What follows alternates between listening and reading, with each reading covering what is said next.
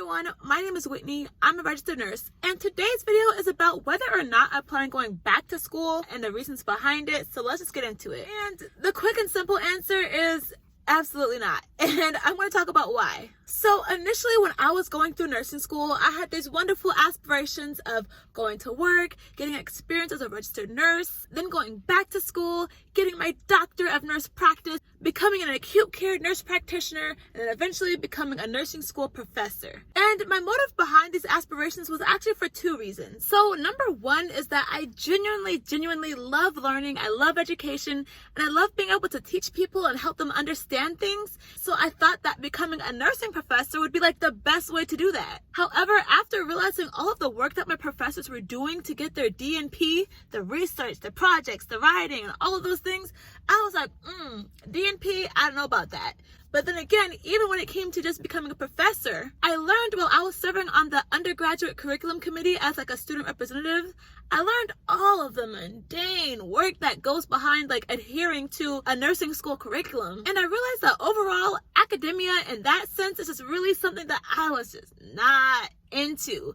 And I'm really grateful for that experience because it really taught me what I don't like, which I feel like can be just as valuable as learning what you do like. But anyways, I realized that becoming a nursing school professor was not the only way to fulfill that desire to like teach and help other people learn. For one, literally in my own job, I'm actually able to take on nursing students for a day when they're here for clinicals and share with them and pass on to them what I know. And also, once I'm more experienced, I can actually become a preceptor and literally train new grad nurses into their whole entire new career as a registered nurse. But also, even in nursing school too, I was able to be a tutor to the students in the cohort under me and help them with learning the nursing material. And even right now, I love being able to share on YouTube about what I've learned, things that I've been through, experiences that I've had, and through that, hopefully be able to bring value to other people. Like literally my whole entire goal with this channel is that if I could just help one person find value by sharing my experiences, then it's literally all worthwhile for me. Anyhow, the number two reason why I was also considering advancing my education and becoming a nurse practitioner and all of those types of things is that honestly, growing up in Northern California, I was so used to seeing nurses making over six figures be like commonplace. I thought that that was the standard rate of pay for nurses everywhere. So you could only imagine my surprise when I started to look up the going rates for new grad nurses in my area that I went to nursing school, which was Northern Virginia. Rather than like that $45, $55, $65 an hour range that I was like expecting as a new grad nurse, the starting rates of the hospitals in Virginia was literally like $28 an hour. And I was like, oh, that's just a really big difference than what I was expecting. And that's not at all to say that that's not a good income, or like a comfortable wage to live. Because of course it is, especially depending on like what area you're living. But it's just that I had my expectations completely set in a different atmosphere, clearly. Especially when I've always had these particular goals and time frames set of how and when I want to pay off my student debt, start investing in properties, start creating generational wealth and all those things, and retiring, all of that type of stuff, right? And you could definitely do that on $28 an hour, especially since that's just the starting rate as a new grad. But of course that will happen at a much different pace versus if you're making $55 or $65 an hour starting out. But anyhow, how this all relates is that initially I was thinking about settling down on the East Coast and living in Washington, D.C. or living in PG County or just somewhere in that DMV area because I truly grew to love and appreciate that area. That's where I went to college, and that just became my like second home that I just have so much love for. And at the time, I thought that I was going to marry my college boyfriend and we was just going to be in D.C. together and living in Washington, D.C. with all our college friends and all those types of things. But the thing is though, I still really wanted that six-figure income to live off of and to start making financial strides with, you know? And for me, I thought that the best way to do that was to advance my education, because depending where you are and what type of job you work in as a nurse practitioner, sometimes, granted, you can actually make the same or less than an actual hospital registered nurse because of the overtime and things like that. But in other cases, becoming a nurse practitioner can be a way to increase your income as a nurse. A lot of people say though, don't do it for the money because it's like a whole other level of responsibility and things like that, because you're now not just a registered nurse like executing the orders, but you're a provider now and you're creating orders. You know, it's different in that sense.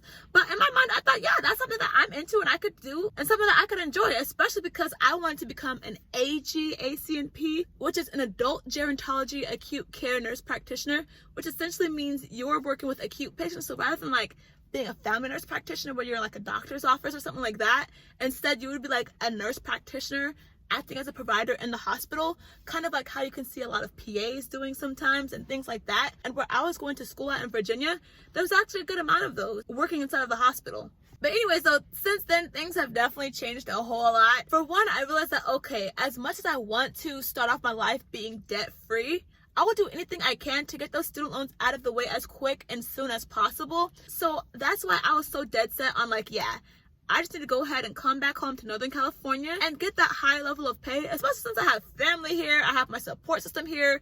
Like, there's no reason why it wouldn't make sense to just go back home first and work here, especially when I could make a substantially larger amount of money for doing the exact same job. So that's pretty much a no-brainer, especially since like my whole entire family is here. Like, why would I not do that? But even then, so when I moved out here, I was still thinking about going back to the East Coast after I used that, 6-figure income to pay off my student loans. I was like, I could take like a year and a half and get out the way and then move back to my mans and all of that type of thing. We have since moved on from that. But no ill will, it is all love. So basically though, it was like, now that I'm here in California, making the income that I desired to earn, I have no reason to go back to the East Coast now and no need to try and like boost up my income. Then I was like, oh, I'm like completely satisfied with what I make here and what I'm doing for a living here. Like, I love being a registered nurse. I love working at the bedside. It's like, oh, well, what's the point of going back to school then? Especially because like here, like at the job that I work at, I'm able to see how much you're able to make as not only a registered nurse, but also how much you would make as a nurse practitioner.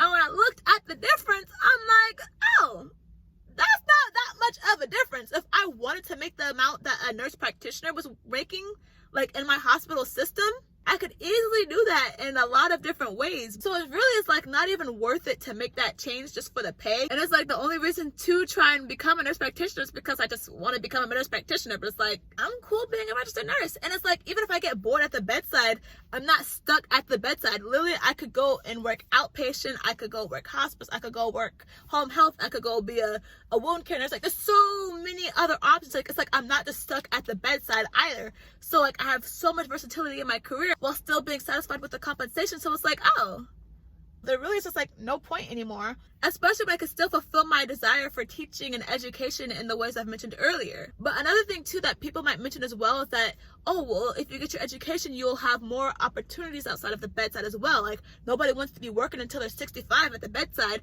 which is absolutely true, right?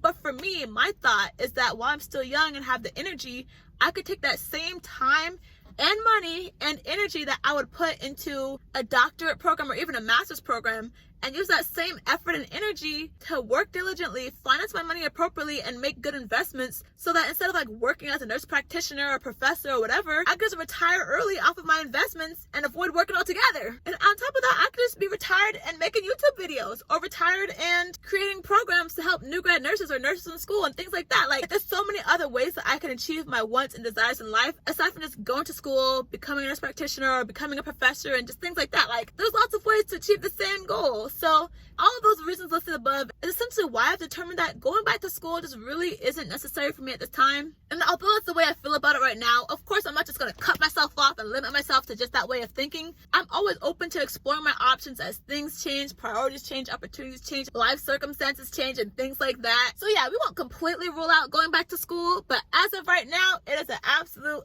heck no. But anyways, that's all I have for now. Thank you so much for watching. If you enjoyed the video, be sure to leave a like. And if you'd like to hear more, go ahead and subscribe. Also, I'd love to hear from you too. Like, do you plan on going back to school? What are some reasons why you would like to advance your education? Why or why not? What would you plan to do with it? All of that stuff. Let's talk about it in the comments. I love to hear from you guys. I love to interact. I love to hear what you guys gotta say. But anyways, that's all for now. Thanks again. I'll see you in the next one.